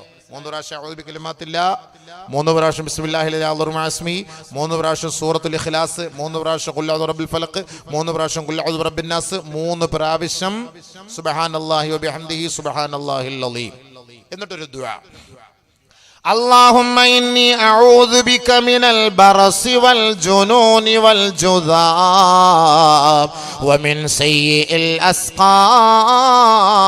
الأسقام اللهم إني أعوذ بك അല്ലാഹുവേ നിന്നോട് ഞാൻ കാവൽ തേടുന്നു മിനൽ ബറസി വെള്ളപ്പാണ്ടിൽ നിന്ന് നിന്നോട് കാവൽ തേടുന്നു അല്ലാഹ്. ഇന്നുവരെ നമ്മൾ ദുആ ചെയ്തിട്ടുണ്ടോ? ആരെങ്കിലും ദുആ ഇരുന്നിട്ടുണ്ടോ? വെള്ളപ്പാണ്ട് എനിക്ക് ഉണ്ടാവില്ല. നമുക്ക് വെള്ളപ്പാണ്ടിനെ കുറിച്ച് ചർച്ചയില്ലാത്തത് കൊണ്ട് വെള്ളപ്പാണ്ട് എനിക്ക് ഉണ്ടാക്കല്ലേ അള്ളാഹ് നമ്മൾ ആരെങ്കിലും ദുആ ഇറക്കാറുണ്ടോ? ഇടയ്ക്കിടയ്ക്ക് ഒരു ചെറുപ്പക്കാരൊരു സഹോദരൻ എന്നെ വിളിച്ചിട്ട് ഇടയ്ക്കിടയ്ക്ക് ഇങ്ങനെ കണ്ണൂർ ജില്ലയിൽ നിന്ന് ഇടയ്ക്കിടയ്ക്ക് ഇങ്ങനെ വിളിച്ചു പറയും, ഉസ്താദേ അസ്സലാമു അലൈക്കും, എനിക്ക് ഈ വെള്ളപ്പാണ്ട് ദുആ ഇറക്കണേ ഉസ്താദ്, ദുആ ഇറക്കണേ എന്ന് പറയും. അത്രയും പറയാൻ അങ്ങ് വെക്കും. ഇടയ്ക്കിടയ്ക്ക് വിളിക്കും. അള്ളാഹു തആല ശിഫയാക്കി കൊടുക്കട്ടെ, അള്ളാഹ് ശിഫയാക്കി കൊടുക്കട്ടെ. ആ രോഗങ്ങളെ തൊട്ട് അള്ളാഹു കാത്തുരക്ഷിക്കട്ടെ. സുഹൃത്തുക്കളെ, അത് വന്നാൽ ഒരു ന്യൂനതയാണ്, ഒരു ന്യൂനതയാണ്. അള്ളാഹു നമ്മളെ കാത്തുരക്ഷിക്കട്ടെ. നബി തങ്ങൾ അതാ പറഞ്ഞത്, ആ വെള്ളപ്പാണ്ടിൽ നിന്ന് അള്ളാഹുവെ ഞാൻ കാവൽ തേടുന്നു. നമ്മൾ ദുആ ചെയ്യണം. അത് വരായിക വരില്ല നമുക്ക് ആർക്കെങ്കിലും ഉറപ്പുണ്ടോ? പറയാൻ പറ്റൂല. അള്ളാഹു കാത്തുരക്ഷിക്കട്ടെ, അള്ളാഹ് കാത്തുരക്ഷിക്കട്ടെ. ദുആ ചെയ്യണം. അല്ലാഹുമ്മ ഇന്നി അഊദു ബിക മിനൽ ബറസി, അല്ലാഹുവേ വെള്ളപ്പാണ്ടിൽ നിന്ന് നിന്നോട് കാവൽ തേടുന്നു നാഥാ. വൽ ജുനൂൻ, മാനസികമായ രോഗം, ഭ്രാന്ത്, മാനസികമായ വിഭ്രാന്തിയിൽ നിന്ന് നാഥാ നിന്നോട് ഞാൻ കാവൽ തേടുകയാണ് അല്ലാഹ്. മാനസിക രോഗം നമുക്ക് ഉണ്ടാവില്ലെന്ന് പറയാൻ പറ്റുമോ? നഊദു ബില്ലാഹ്, അല്ലാഹ് കാക്കട്ടെ. അതുണ്ടാകാതിരിക്കാൻ നമ്മൾ ദുആ ചെയ്യണം. വരുന്നതിന് മുമ്പേ ദുആ ചെയ്യണം. മാനസിക രോഗത്തിൽ നിന്ന് നിന്നോട് കാവൽ തേടുന്നു. 3ാമത് നബി തങ്ങൾ പറയുന്നു, വൽ ജുദാം, ക്യാൻസർ പോലുള്ള, അർബുദം പോലുള്ള, കുഷ്ഠരോഗം പോലുള്ള മാരകമായ രോഗങ്ങളിൽ നിന്ന് നിന്നോട് ഞാൻ കാവൽ തേടുന്നു അല്ലാഹ്. വീണ്ടും വമിൻ സയ്യിൽ അസ്ഖാം, കൊറോണ പോലുള്ള രോഗങ്ങൾ, പ്ലേഗ് പോലുള്ള രോഗങ്ങൾ, നിപ്പ വൈറസ് പോലുള്ള രോഗങ്ങൾ, അല്ലാഹുവേ വൈദ്യശാസ്ത്രത്തെ പോലും ഞെട്ടിച്ചു കളയുന്ന രോഗങ്ങളിൽ നിന്ന് അല്ലാഹുവേ ഞങ്ങളുടെ കുടുംബക്കാർക്ക് പോലും ഞങ്ങളെ കൊണ്ടൊരു ഭാരമാകുന്ന രോഗത്തിൽ നിന്ന് നിന്നോട് ഞാൻ കാവൽ തേടുകയാണ് അല്ലാഹ്. ചൈനയിൽ ഓരോ കുടുംബക്കാര് തന്റെ കുടുംബത്തിലുള്ള വ്യക്തിക്ക് വെള്ളം കൊടുക്കുന്നില്ല. ഓർക്കണം, ഈ ദുആ നിങ്ങൾ ആലോചിച്ച് നോക്കൂ സുഹൃത്തുക്കളെ. അല്ലാഹുവിന്റെ റസൂൽ പറഞ്ഞ വാക്ക് വമിൻ സയ്യിൽ അസ്ഖാം, അല്ലാഹുവേ പടച്ചവനെ ജനങ്ങൾ വെറുക്കുന്ന രോഗം, ജനങ്ങൾ ഇഷ്ടപ്പെടാത്ത രോഗം, ഞങ്ങളുടെ കുടുംബം പോലും ഞങ്ങളെ വെറുക്കുന്ന രോഗം, ആ രോഗം നീ ഞങ്ങൾക്ക് നൽകല്ലേ അല്ലാഹ്. അതിൽ നിന്ന് നിന്നോട് കാവൽ തേടുന്നു അല്ലാഹ്. ഓരോ വീടുകളിൽ നിന്ന്, സ്വന്തം വീടുകളിൽ നിന്ന് സ്വന്തം ബീജത്തിൽ ജനിച്ച മക്കളെ സ്വന്തം കൈകൊണ്ട് പുറത്ത് തള്ളിക്കളയുകയാണ്. നീ മരിച്ചാലും പോയിക്കോ, നിന്റെ പേരിൽ ഞങ്ങൾക്ക് രോഗം വരരുത്, ഞങ്ങളും മരിക്കരുത്. സ്വന്തം വീട്ടിൽ നിന്ന് ആട്ടിപ്പായിക്കുകയാണ്. നേരിട്ട് കാണുന്ന കാഴ്ചയല്ലേ? ഇല്ലേ? കണ്ടില്ലേ? അള്ളാന്റെ റസൂൽ പറഞ്ഞ വാക്കെന്താ? അല്ലാഹുവേ ജനങ്ങൾ, ഞാൻ എന്റെ ഭാര്യ എന്റെ രോഗത്തിൽ വെറുപ്പ് വരാതെ, എന്റെ ഉമ്മ എന്റെ ഉപ്പ എന്റെ രോഗത്തിൽ വെറുപ്പ് വരാതെ, എന്റെ കുടുംബം എന്റെ രോഗത്തിൽ വെറുപ്പ് വരാതെ. ചില ആളുകൾ ഇങ്ങനെ മാരകമായ രോഗം പിടിപെട്ട് മരിക്കാതെ ലാ യമൂതു ഫീഹാ വലാ യഹ്യ, ജീവനുമില്ല മരണവുമില്ല, അങ്ങനെ നരകയാതന അനുഭവിച്ച് കിടക്കുമ്പോൾ സ്വാഭാവികമായിട്ട് ആ വീട്ടിലുള്ളവർക്ക് ആ മനുഷ്യനോടൊരു വെറുപ്പുണ്ടാവും. ഇല്ലേ? വെറുപ്പുണ്ടാവും. എന്നോട് എത്ര പേര് വന്ന് പറഞ്ഞ സുഹൃത്തുക്കളെ, സ്വന്തം വാപ്പ ആ കിടക്കയിൽ കിടക്കുമ്പോ ആ മക്കള് വന്നിട്ട് പറയാണ്, ഉസ്താദേ ഒന്ന് ദുആ ഇറക്കണം, മരിക്കാനോ ദുആ ഇറക്കണം ഉസ്താദ്, കാണാൻ വയ്യാന്ന്. ഖിദ്മത്ത് ചെയ്യ സഹോദര. സ്വന്തം വാപ്പ മരിക്കാൻ വേണ്ടി ദുആ ചെയ്യാൻ പറയാണ്. സ്വന്തം വാപ്പ മരിക്കട്ടെ, എന്നോടൊന്ന് ദുആ ചെയ്യാൻ പറഞ്ഞ വാക്ക് ഞാൻ പറയാണ്. അള്ളാഹു കാത്തുരക്ഷിക്കട്ടെ. അതുകൊണ്ടാണ് ബഹുമാനമുള്ള സഹോദരങ്ങളെ, ജനങ്ങൾക്ക് പോലും വെറുപ്പുണ്ടാകുന്ന രോഗങ്ങൾ ഉണ്ടാകാതിരിക്കാൻ അള്ളാഹുവിനോട് കാവൽ തേടണം. സുബഹി നിസ്കാരം കഴിഞ്ഞത് ചെയ്യണം. എന്നാൽ അള്ളാഹു തആല ഈ രോഗം നമുക്ക് വരുത്തൂല. നബി തങ്ങൾ പറഞ്ഞ സദഖ റസൂലുള്ളാഹി. അള്ളാഹുവിനെ കാക്കണേ പടച്ചവനെ, അള്ളാഹുവിനെ കാക്കണേ പടച്ചവനെ. യാ അല്ലാഹ്, ഈ വന്ന ഈ ഇരിക്കുന്ന ഈ ഒരുമിച്ച് കൂടിയ ഈ സഹോദരി സഹോദരങ്ങൾക്ക് പടച്ചവനെ ഈ പറയപ്പെട്ട ഒരു രോഗം നീ വരുത്തല്ലേ പടച്ചവനെ. അള്ളാഹുവെ, നിന്റെ കുതിരത്ത് കൊണ്ട് നിന്റെ ഔദാര്യം കൊണ്ട് ഞങ്ങളെ നീ കാക്കണേ പടച്ചവനെ. ഈ മഹനീയമായ സദസ്സിന്റെ ബർക്കത്ത് കൊണ്ട് നീ കാക്കണേ പടച്ചവനെ. അള്ളാഹുവെ, ഞങ്ങളിൽ ആർക്കെങ്കിലും ഈ രോഗങ്ങൾ ഉണ്ടെങ്കിൽ പടച്ചവനെ എത്രയും വേഗം നീ ഷിഫയാക്കണേ പടച്ചവനെ, എത്രയും വേഗം നീ ഷിഫയാക്കണേ പടച്ചവനെ. ഷാഫിയായ വാഫിയായ മുആഫിയായ അള്ളാഹ് പരിപൂർണമായി നീ ഷിഫയാക്കണേ പടച്ചവനെ. ബിറഹ്മതിക യാ അർഹമർ റഹീമീൻ. എല്ലാവരും ദുആ ചെയ്യാം. സുബഹി കഴിഞ്ഞും മഗ്രിബ് കഴിഞ്ഞും അങ്ങനെ ചെയ്താൽ അവർക്ക് ഇതുപോലുള്ള രോഗങ്ങൾ ഉണ്ടാവുകയില്ല. ആരെങ്കിലും ചെയ്യാറുണ്ടോ? ഇല്ല. അതന്നെ സംഭവം. എല്ലാ രോഗത്തിനും മരുന്ന് നബിതങ്ങൾ നമുക്ക് പഠിപ്പിച്ചു തന്നിട്ടുണ്ട്. നമ്മൾ ചെയ്യാത്തതിന് അള്ളാഹിന്റെ റസൂലിനെ കുറ്റം പറഞ്ഞിട്ട് കാര്യമില്ല. എല്ലാ രോഗത്തിനും മരുന്ന് അള്ളാഹിന്റെ റസൂൽ നമുക്ക് പഠിപ്പിച്ചു തന്നിട്ടുണ്ട്. ഏറ്റവും വലിയ ഡോക്ടർ നിബിധങ്ങളാണ്. നിബിധങ്ങൾ പഠിപ്പിക്കാത്ത ഒരു രോഗമൊന്നും ഇന്ന് ലോകത്തിൽ നിന്ന് ആർക്കും കാണിച്ചു തരാൻ പറ്റൂല. എന്നിട്ട് നബി സല്ലല്ലാഹു അലൈഹി വസല്ലമ തങ്ങൾ നമുക്ക് പഠിപ്പിച്ചെന്ന ആ ഒരു മാതൃക നമ്മുടെ ജീവിതത്തിൽ പ്രാവർത്തികമാക്കാൻ അള്ളാഹു തൗഫീഖ് തരട്ടെ. അങ്ങനെ അള്ളാഹു തൗഫീഖ് തരട്ടെ, അത് ചെയ്യാനും അത് ജീവിതത്തിൽ കൊണ്ടുവരാനും. അപ്പോൾ ബഹുമാനമുള്ള സഹോദരങ്ങളെ, പരിശുദ്ധമായ ഖുർആൻ അള്ളാഹു സുബ്ഹാനഹു തആല നമ്മളെ അള്ളാഹു തആല അനുഗ്രഹിച്ചു, ആദരിച്ചു, ബഹുമാനിച്ചു. അത് ഏറ്റവും വലിയ ഒരു നിഅമത്താണ്. നമ്മൾ അതിൽ ശുക്ർ ചെയ്യാതിരുന്നാൽ അള്ളാഹു നമുക്ക് ശിക്ഷ നൽകും. അതാണ് പരീക്ഷണം. അലിഫ് ലാം മീം. ഇനി നല്ലപോലെ ശ്രദ്ധിക്കണേ. മുസ്ലിങ്ങൾ ആ പടം എന്തിനാ പടച്ചോ നമ്മളെ ഇട്ടിടങ്ങറാക്കുക? നമ്മളൊക്കെ മുസ്ലിങ്ങളല്ലേ? ഈ അള്ളാഹ്ക്ക് നമ്മളോടൊരു ദയയില്ലേ? നല്ലപോലെ ശ്രദ്ധിക്കണം കേട്ടോ. അങ്ങനെ ഒരു ചിന്ത ഉണ്ടാവും. നമ്മളൊക്കെ മുസ്ലിങ്ങളാണല്ലോ, നമ്മളൊക്കെ നിസ്കാരമുള്ളവരാണല്ലോ, പിന്നെ എന്തിനാ അള്ളാഹ് നമ്മളായിട്ട് ഈ ഇടങ്ങറാക്കുന്നത്? അങ്ങനെ ചിലർ ചിന്തിക്കുന്നുണ്ടാവും. നമ്മൾ ഇത്രയും ദുആ ചെയ്തല്ലോ, എന്നിട്ട് ഇവരെന്താ ഇപ്പം ഈ സർക്കാർ താഴോട്ട് വീഴാത്തത്? അയാൾക്കൊരു കുരുവില്ലല്ലോ പടച്ചോനെ, ഒരു അസുഖവും ഇല്ലല്ലോ പടച്ചോനെ, ഇങ്ങനെയൊക്കെ ചിന്തിക്കുന്നവരുണ്ടാകും. ഇത്രയും ദുആ ചെയ്തിട്ട് ഒരിക്കലും ദുആ ചെയ്യാൻ പാടില്ല സർക്കാരിനെതിരെ. അതിൻ്റെ വിധങ്ങൾ പറഞ്ഞ വാക്കാണ്. സർക്കാരിനെതിരെ ഒരിക്കലും നമ്മൾ ദുആ ചെയ്യാൻ പാടില്ല. ലാലിമ്യങ്ങൾക്കെതിരെ നമ്മൾ ദുആ ചെയ്യാം. അക്രമി ആരാണ് അവർക്കെതിരെ നമുക്ക് ദുആ ചെയ്യാം. അക്രമികൾക്കെതിരെ ദുആ ചെയ്താൽ ആ ദുആ സ്വീകരിച്ച ചരിത്രമുണ്ട്. അതൊക്കെ പറഞ്ഞുതരാം. അതൊക്കെ ഞാൻ ഇൻഷാ അല്ലാഹ് പറഞ്ഞുതരാം. അപ്പൊ നബി സല്ലല്ലാഹു അലൈഹി വസല്ലമ തങ്ങൾ നമുക്ക് ഓതി തരികയാണ് ഈ ആയത്ത്. എന്താണ്? മുസ്ലിങ്ങളെ, നിങ്ങൾ മുസ്ലിം ആയതിന്റെ പേര് നിങ്ങൾക്ക് വല്ല വിഷമമുണ്ടോ, നിങ്ങൾക്ക് പരീക്ഷണം ഉണ്ടോ ഇല്ലയോ എന്നറിയാൻ വേണ്ടി ഇതാ കേട്ടോളി. ബിസ്മില്ലാഹിർ റഹ്മാനിർ റഹീം. സൂറത്തുൽ അൻകബൂത്ത്. ചിലന്തി. അതിന്റെ അർത്ഥം തന്നെ അങ്ങനെയാണ്. എന്താണ് അത്? അതിന്റെ ആ ഇടങ്ങേറ് അതേപോലെയാണ് മുസ്ലിങ്ങൾക്ക്. അലിഫ് ലാം മീം. അഹസിബൻ നാസ് അയ്യുത്രകൂ അൻ യഖൂലൂ ആമന്നാ വഹും ലാ യുഫ്തനൂൻ. ولقد فتنا الذين من قبلهم فليعلمن الله الذين صدقوا وليعلمن الكاذبين. ജനങ്ങൾ കരുതുന്നുണ്ടോ, മുസ്ലിം ലോകമേ നീ കരുതുന്നുണ്ടോ, അയ്യുത്രകൂ അവരെ വെറുതെ വിടപ്പെടുമെന്ന് കരുതുന്നുണ്ടോ? അയ്യഖൂലൂ ആമന്നാ ഞങ്ങൾ ഞങ്ങൾ വിശ്വാസികളാണ് അല്ലാ, ഞങ്ങൾ മുസ്ലിമീങ്ങളാണ് അല്ലാ, ഞങ്ങൾ നമസ്കാരമുള്ളവരാണ് അല്ലാ എന്ന് പറഞ്ഞതിന്റെ പേരിൽ വഹും ലാ യുഫ്തനൂൻ, ഒരു പരീക്ഷണങ്ങളും അവർക്ക് ഏൽക്കുകയില്ല, അവരെ തീണ്ടുകയില്ല, അവർക്ക് ഉണ്ടാവുകയില്ല എന്ന് ഏതെങ്കിലും മനുഷ്യർ കരുതുന്നുണ്ടോ? അല്ലാഹു ചോദിക്കുന്ന ചോദ്യമാണ്. മുസ്ലിം ആയതിന്റെ പേര് നമ്മളെ പരീക്ഷിക്കൂലെന്ന് ആരെങ്കിലും കരുതുന്നുണ്ടോ? അള്ളാന്റെ ചോദ്യമാണ്. അടുത്ത ആയത്ത്. എന്തിനാ പരീക്ഷിക്കുന്നത്? മുസ്ലിങ്ങളെ പരീക്ഷിക്കുള്ളൂ. എന്തിനാ പരീക്ഷിക്കുന്നത്? നല്ലപോലെ കേട്ടോ.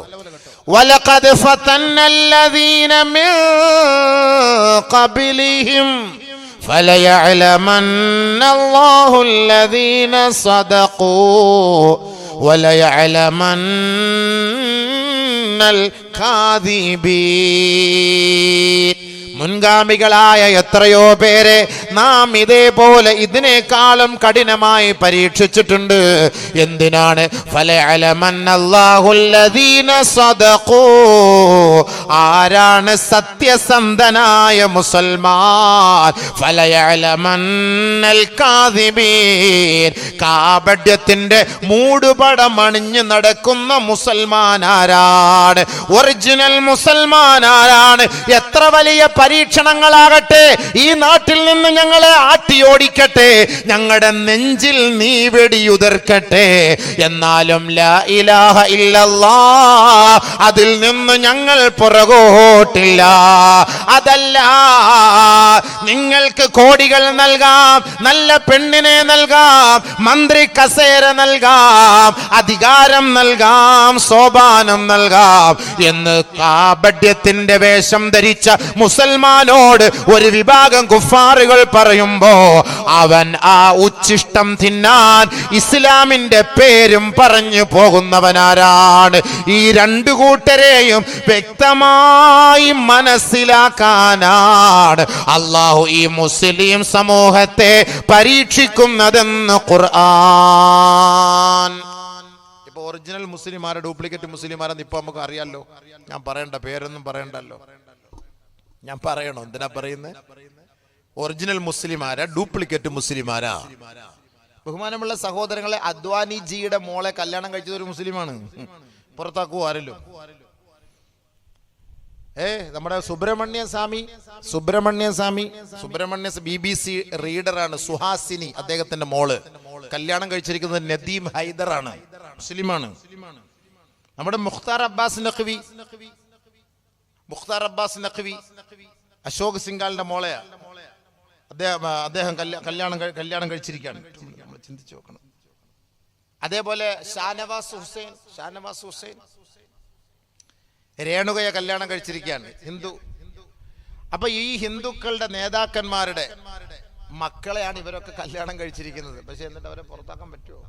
ആരെങ്കിലും പുറത്താക്കുമോ? പക്ഷെ അവർ ഇസ്ലാമിക പേര് മാത്രമേ ഉള്ളൂ. അതേപോലെ നമ്മുടെ കേരളത്തിൽ നിന്നും കുറെ സാധനങ്ങളൊക്കെ പോയില്ലേ? ഞാൻ ഒന്നും പേരൊന്നും പറയുന്നില്ലല്ലോ, പേരേണ്ട ആവശ്യമില്ലല്ലോ. ഒറിജിനാലിറ്റി ആരാ ഡ്യൂപ്ലിക്കേറ്റ് ആരാന്ന് അള്ളാഹ് അറിയിക്കാൻ വേണ്ടിയിട്ടാണ് പടച്ചു തമ്പുരാൻ ഇതേപോലുള്ള പരീക്ഷണങ്ങൾ ഇട്ടുകൊടുത്തത്. നോക്കട്ടെ, ഇട്ടുകൊടുക്കാണ് പടച്ചവൻ. മീനിന് ഇട്ടുകൊടുക്കാണ് ഏതാ കയറി കൊത്തുന്നതെന്ന് അറിയാൻ വേണ്ടി. ഒറിജിനൽ ആര്? ഇപ്പൊ നമ്മുടെയൊക്കെ നാട്ടിലൊക്കെ ഗവർണർ പേര് മുസ്ലിം ആയിരിക്കും, അല്ലെങ്കിൽ നമ്മുടെ ഇവിടുത്തെ BJPയുടെ ഒക്കെ വൈസ് പ്രസിഡന്റ് മുസ്ലിം ആയിരിക്കും, പേരിൽ മുസ്ലിം ആയിരിക്കും. ഒരുപാട് പേരങ്ങനെ പേരിൽ മുസ്ലിം കാണും, പല ആളുകൾ മുസ്ലിമീങ്ങൾ കാണും. പക്ഷേ അവർ ഇസ്ലാമിനെ കുറിച്ച് തള്ളിപ്പറയുന്നു. വേറെ ഒരു ജാരസന്തതിയായ ഒരു പെണ്ണുണ്ടല്ലോ, ഒരു തന്തയില്ലാത്ത സാധനം. ഏതാ തന്തയെന്ന് അവൾക്ക് തന്നെ അറിയില്ല. അപ്പൊ അവള് ഞാൻ മുസ്ലിമായിട്ട് അങ്ങനെ പഠിച്ചപ്പോൾ ആ പണ്ഡിതൻ ഇങ്ങനെയായിരുന്നു, ഈ പണ്ഡിതൻ ഇങ്ങനെയായിരുന്നു. അവളെ ആയിരിക്കും ഏതെങ്കിലും പണ്ഡിതൻ പണിഞ്ഞ, അല്ലാതെ നമ്മുടെ ഒറിജിനൽ പണ്ഡിതന്മാരൊന്നും ആയിരിക്കില്ല. അവൾ അങ്ങനത്തെ സാധനമായിരിക്കും. പേപ്പട്ടിയെ പോലെ റോഡ് സൈഡിൽ കിടന്ന് എല്ലാവർക്കും കൊടുപ്പ് കേസ്. അപ്പൊ അവളായിരിക്കും ഇങ്ങനെ തുറന്ന് ഇസ്ലാമിനെ കുറിച്ച് നബിതങ്ങളെ കുറിച്ച് മോശമായിട്ട് പറയുന്നത്. ഒരിക്കലും ഒരു ഇസ്ലാമിക മാനദണ്ഡമുള്ളവരല്ല. അതൊക്കെ ഈ കാപട്യത്തിന്റെ മുഖമണിഞ്ഞവരാണ്. ഇത് അല്ലാഹു തആല ഖുർആനിൽ പറഞ്ഞതാണ്. ഇങ്ങനെയുള്ള സാധനങ്ങളാണ് അതെല്ലാം. ഇത് ഒറിജിനൽ ഏത് ഡ്യൂപ്ലിക്കേറ്റ് എന്ന് അല്ലാഹു തരംതിരിച്ച് കൊണ്ടുവരാൻ വേണ്ടിയിട്ടാണ് ഈ പരീക്ഷണങ്ങൾ അല്ലാഹു തആല നൽകുന്നത്. അതുകൊണ്ട് ലോകത്ത് ഏറ്റവും വലിയ പരീക്ഷണം അല്ലാഹു ആർക്കാ നൽകിയത് കേട്ടോ?